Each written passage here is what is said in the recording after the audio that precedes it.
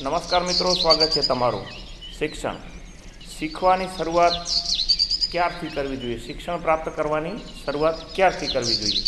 આમ તો એક ઉંમર નક્કી કરેલી છે કે સૌપ્રથમ 2.5-3 વર્ષે બાલમંદિર, બાલવાટિકા, LKG, UKG, પછી 1, 2, 3 ધોરણ, આ રીતે પદ્ધતિસરનું શિક્ષણ મેળવવા માટે સમયગાળો નક્કી છે। વ્યવસાયલક્ષી શિક્ષણ મેળવવા માટે સમયગાળો નક્કી છે, પરંતુ આપણે લાગે કે આપણે નથી ભણ્યા। શિક્ષણ મેળવવું અને શીખવું એટલે કે માની લો કે શિક્ષણ તમે નથી મેળવ્યું અને કાંઈક શીખવું છે, તો એના માટેની કોઈ ફિક્સ ઉંમર નથી। જ્યારથી તમને લાગે કે મને આ વસ્તુમાં ઇન્ટરેસ્ટ છે, મને આ વસ્તુમાં રસ છે અને મને શીખવું છે, ત્યારથી તેની શરૂઆત કરી દેવી જોઈએ। તો ત્યારથી શિક્ષણ કેળવણી માટે જરૂરી નથી શિક્ષણ મેળવ્યા પછી પણ ઘણી વખત કેળવણી વ્યવસ્થિત ન પણ આવે।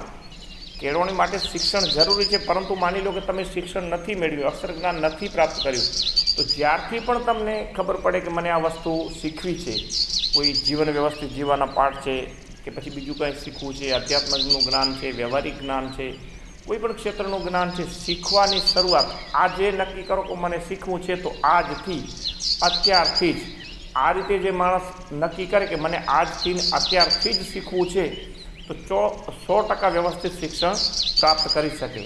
આમે કેળવણીનો મતલબ થાય છે, કેળવણી એટલે વ્યવસ્થિત જીવન જીવવાની જે પદ્ધતિ અને રીતભાત શીખવે એ કેળવણી। એ શીખવા માટેની કોઈ ફિક્સ ઉંમર હોય જ નહીં। તમે 5 વર્ષે શીખી શકો, 50 વર્ષે શીખી શકો, 20 વર્ષે શીખી શકો ને 80 વર્ષે શીખી શકો। માની લો કે આધ્યાત્મિક જ્ઞાન છે, ધર્મનું જ્ઞાન છે કે ઇતિહાસનું જ્ઞાન છે, કાંઈ પણ તમને શીખવું છે ને તમારા મનમાં એવો વિચાર હોય કે મારે શીખવું છે, તો આજથી જ એની શરૂઆત કરી દેવી જોઈએ। તો આપણે એટલે કહી શકીએ કે શીખવાની શરૂઆત ક્યારથી કરવી જોઈએ? આજથી નહીં, પરંતુ અત્યારથી જ। જે પણ આપણે ઈશ્વરે જીવન આપ્યું છે 60, 70, 80, 100 વર્ષનું, એ લિમિટેડ જીવન છે, આટલું જ જીવવાનું છે। એમાં જેટલું પણ ઈશ્વરે પાત્ર આપીને મોકલ્યા છે, તો એને ન્યાય આપીએ, એને દીપાવીએ। એના માટે વ્યવસ્થિત કેળવણી, વ્યવસ્થિત લાઈફસ્ટાઈલ, વ્યવસ્થિત જીવનની કળા, જ્ઞાન ઘણું બધું પ્રાપ્ત કરવા માટે દુનિયામાં છે। તો આપણું મન નક્કી કરે કે મને શીખવું છે, મને કાંઈક કરવું છે, કાંઈક કરી બતાવવું છે, કોઈક વ્યવસ્થિત કેળવણી મેળવી છે, વ્યવસ્થિત જ્ઞાન પ્રાપ્ત કરવું છે, તો એની શરૂઆત આજથી। તો શીખવાની શરૂઆત ક્યારથી? શીખવાની શરૂઆત આજથી નહીં, પરંતુ અત્યારથી જ।